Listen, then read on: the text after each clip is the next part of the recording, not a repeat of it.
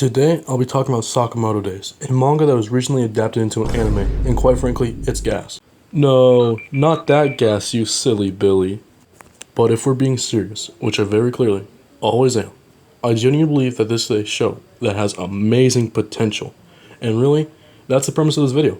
I like to yap, so I said why not yap about something I think others need to hear more of. So if you, dear viewer, would be so kind as to give me a chance, I'd like to tell you why I think Sakamoto Days is peak.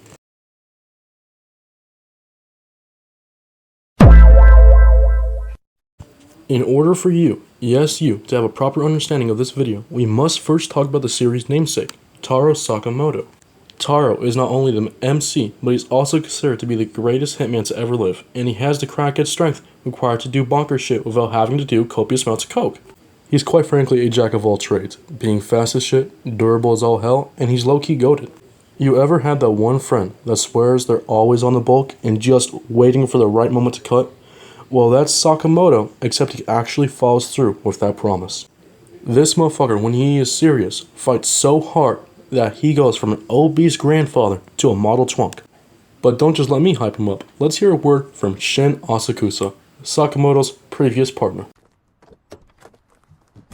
5年ぶりに会ったな、坂本さん。でもやっぱかっけえな、坂本さん。もう一回一緒に働きてえな。 Speaking of Shin, it'd be a Shin if we didn't talk about the wonderful cast of side characters. You ain't nothing but a, you ain't nothing but a. Shin reads minds, stands on biz, la calm fits. Lu, crippling alcohol addiction, Chinese, my brother's favorite character. Nagamo, goofy little guy, JoJo's reference, Pinocchio.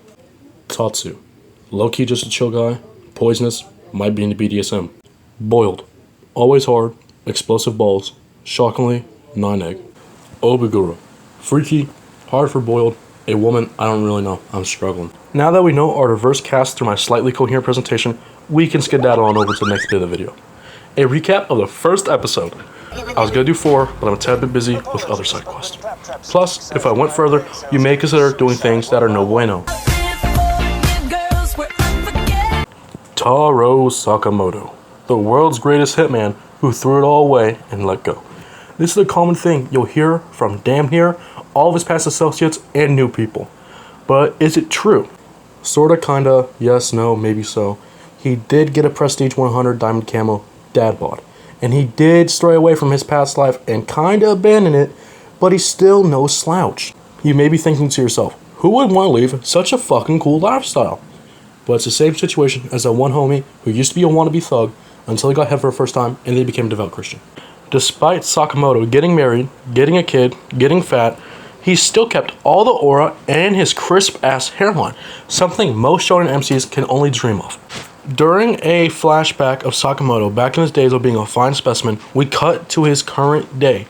Behind a counter at his own corner store. I'd call it a 7-Eleven, but I can't make a proper comparison due to lack of experience. But it probably needs more crackheads or homeless dudes offering shady deals in the front. Quick little synopsis of what happens within the next 60 seconds, but in like 25 seconds. Low man drawing on Sakamoto's window. Low man spills ink on big man's fresh new designer pants. Big man gets pissed and goes for little man. Sakamoto murks big man mentally, but in reality, just slide him around a little. But then a challenger appears.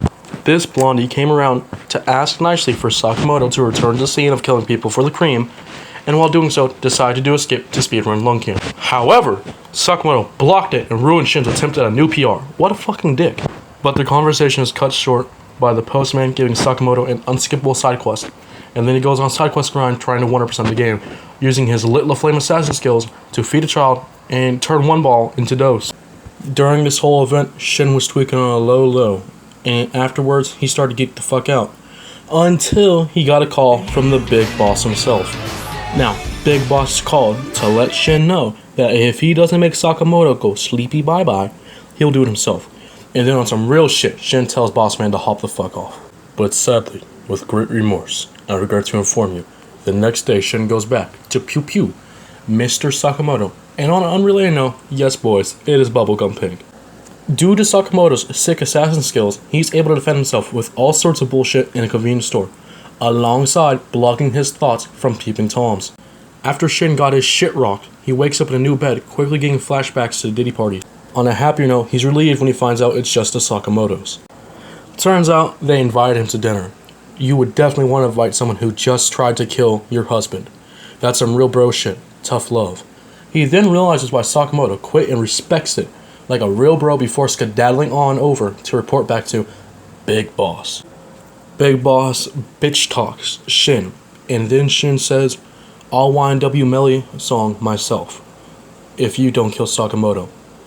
And then Big Boss accepts the offer with some big balls, but he kinda forgot that Shin can read minds.